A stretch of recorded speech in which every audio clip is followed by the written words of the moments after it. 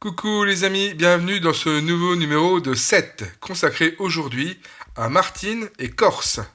Non, Martin Scorsese. Cette légende vivante, c'est avant tout un homme sensible qui a passé son enfance dans le quartier de Little Italy et qui a su, avec les années, révolutionner patiemment le 7e art. Développant avec cohérence et continuité nombre d'obsessions très personnelles, cependant, il sait aussi explorer ponctuellement et mettre à profit sa mise en scène coup de poing et immersive dans d'autres surprenants horizons, étoffant ainsi le portrait complexe d'un auteur vraiment fascinant à qui l'on doit une quantité épatante de divertissements riches et stimulants. Me voici donc à me retrousser les manches devant une mission quasi impossible, retenir et réaliser un classement de ses meilleurs films. Alors soyons téméraires et commençons par les recalés, et rien que dans cette playlist, avant d'attaquer le top 7, on trouve un florilège de longs métrages qui ferait le bonheur et la fierté de n'importe quel metteur en scène. Si vous aimez le travail du New-Yorkais, je vous invite déjà à découvrir bien sûr, en tout premier lieu, Mean Street.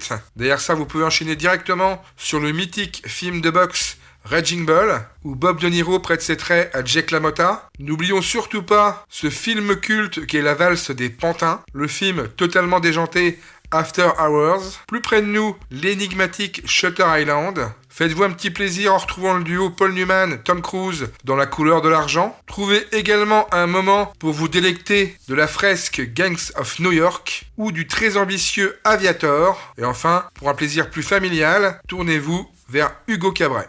Rendez-vous compte, on n'a pas encore attaqué le top et déjà, on a une liste de films hyper impressionnants. C'est pour ça qu'évidemment, je vais me prendre les foudres des nombreux fans de Scorsese, mais les 7 films que j'ai retenus dans ce classement le sont surtout à titre personnel. Justement, à la 7e position, on retrouve un film où il n'y a pas Bob De Niro ni Leonardo DiCaprio, ce qui est relativement rare, puisqu'en 99, il sortait à tombeau ouvert. Voilà un film au son d'une géniale bande-son rock. Scorsese organise le chaos avec un humour noir omniprésent. Il nous empoigne dans cette œuvre désespérée qui nous secoue comme un film de guerre où l'ambulancier Nicolas Cage serait un simple soldat. En as de la caméra, en virtuose du montage, Scorsese atteint ici la grâce absolue. Voici un film orageux d'une beauté visuelle remarquable. On monte d'une marche pour trouver en 6e position un film sorti en 1991, Les nerfs à vif. Sur une trame de thriller, il est vrai très classique, Scorsese décline tout son savoir-faire pour offrir une production brillante et funèbre. Trépidant, agressif, le métrage fournit à son acteur fétiche un rôle sur mesure avec l'emblématique Max Cady, qui, obsédé d'une fureur fascinante, donne corps à l'un de ces méchants vraiment méchants qu'on peut pas s'empêcher d'adorer. On file à la 5e position avec un film sorti en 2007, Les Infiltrés. J'adore ce film, même si évidemment je lui mets un bémol puisque c'est un remake, mais ne boudons pas notre plaisir. Tenu sur un rythme d'enfer, cet envoûtant polar est une épopée du crime. Un torrent de violence, d'argent, de corruption et de mort, magistralement mis en scène.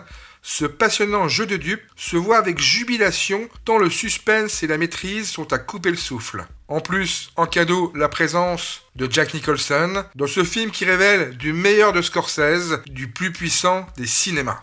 En 4e position, je vous propose un film culte sorti en 1990, Les Affranchis. Là, dès la première minute, on est happé par cette histoire éblouissante. Cette épopée sinistre fascine tant qu'elle angoisse par la violence réaliste qui en émane. Jouissant d'une mise en scène de Scorsese éblouissante de bout en bout, le savant dosage humour noir, éclat de violence est exemplaire. Ce récit d'une ascension dans toute sa fatalité est un véritable compte-rendu d'une époque, un chef-d'œuvre. Bon déjà, rien qu'avec ce qu'on a vu là, vous avez déjà un tas de très très bons films à regarder. Mais avant d'enchaîner devant le meilleur, le podium, petite respiration avec les anecdotes. Tout d'abord, pour vous situer le bonhomme, rapide aperçu de son palmarès. Martin Scorsese, c'est une palme d'or pour Taxi Driver en 1976 et un prix de la mise en scène pour After Hours, encore une fois à Cannes en 86. Mais c'est aussi en 90 le Lion d'argent du meilleur réalisateur pour Les Affranchis, un BAFTA du meilleur film en 91 pour Les Affranchis, 3 Golden Globes de meilleur réalisateur pour Gangs of New York, Les Infiltrés et Hugo Cabret, respectivement en 2003, 2007 et 2012, un Oscar du meilleur film et du meilleur réalisateur pour Les Infiltrés en 2007 et enfin un César d'honneur en 2000. C'est impressionnant. Pourtant, Martin Scorsese, à l'allure un peu frêle, est asthmatique. Il sortait que très peu étaient enfants, passant la plupart de son temps à regarder la télévision plutôt qu'à faire du sport. C'est d'ailleurs ainsi finalement qu'il a commencé à se forger une culture cinématographique, découvrant ainsi les classiques du western, du néo-réalisme italien ou encore de la série B. Véritable passionné de dessin, le jeune garçon d'alors s'amusait beaucoup à réaliser des storyboards. Je vous informe peut-être également qu'il est issu d'une famille catholique traditionnaliste et que le petit Martin se destinait d'abord à la vie religieuse. En effet, il a même intégré le séminaire en 1956 afin de devenir prêtre. Mais jugé trop jeune, parce qu'il avait alors 14 ans, et surtout il était très dissipé, il s'est fait exclure dès la première année. Pour les plus observateurs, vous aurez peut-être remarqué que Catherine Scorsese, sa maman, a joué dans 8 de ses films, parmi lesquels Casino, Les Nerfs à vif ou encore Les Affranchis. Enfin, on termine cette partie anecdote avec le film Taxi Driver. Et là, figurez-vous qu'il a dû faire appel à son grand ami Steven Spielberg afin de pouvoir modifier la tonalité du film et d'obtenir ainsi une classification R. Et son ami lui a donc proposé une désaturation des couleurs, ce qui au final a aidé pour sa classification. Et voilà le moment tant attendu, on arrive au podium, les 3 meilleurs films à mon goût de Martin Scorsese. Avec sur la 3e marche, un long métrage sorti en 2013, Le Loup de Wall Street. Et d'ailleurs, quand j'ai visité à titre personnel New York, et plus précisément Wall Street, j'entendais cette petite musique qu'entonne Matthew McConaughey dans une scène devenue culte. En tout cas, voici une œuvre étonnamment complète et complexe, épique et ironique, sur l'Amérique face au capitalisme. On tient là une comédie hilarante et un grand film étourdissant. La mise en scène d'une maîtrise absolue est aussi délirante que la vie du héros et Martin Scorsese, totalement libre, vraiment au sommet de son art, nous gratifie d'une fresque obsessionnelle et dramatique sur la quête impossible du plaisir.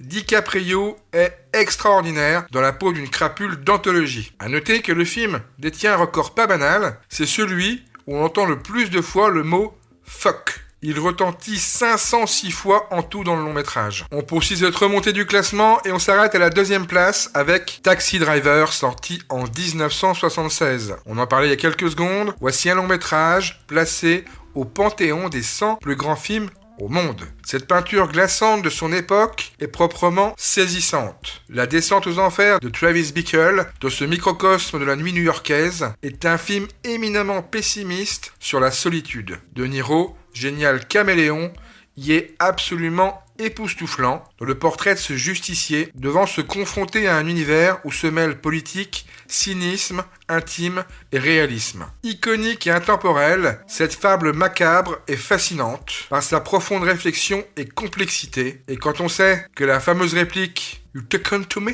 a été improvisée sur le tournage, on peut se dire que ce duo-là a du génie. Et enfin, donc nous voici arrivés à la première position. En grand vainqueur, j'ai choisi le film sorti en 1995, Casino. Voici une nouvelle plongée dans le terrain de jeu préféré de Scorsese, où il trace l'histoire d'un effondrement tragique, suscitant autant l'horreur que la pitié. Sa mise en scène cocaïnée épouse au mieux l'agitation artificielle de Vegas, son atmosphère hallucinatoire où s'entrechoquent grandeur et décadence. Cette œuvre titanesque est un sidérant morceau de bravoure cinématographique et se révèle d'une grande complexité au pouvoir métaphorique infini, un film indispensable. Et ben voilà, c'est fini, j'ai réussi, sûrement en me trompant, à classer la filmographie de Monsieur Martin Scorsese. Bon, évidemment, vous ne serez pas d'accord, c'est pour ça que ça existe les commentaires. N'hésitez pas à vous écharper, à me contredire, mais surtout, si vous avez aimé ce vlog, n'hésitez pas à laisser un pouce bleu et à bien sûr à vous abonner à la chaîne. Je vous dis à très bientôt pour un nouveau numéro et on se quitte avec une citation de Scorsese lui-même qui définitivement a tout compris. Quand je fais un film, je suis le public.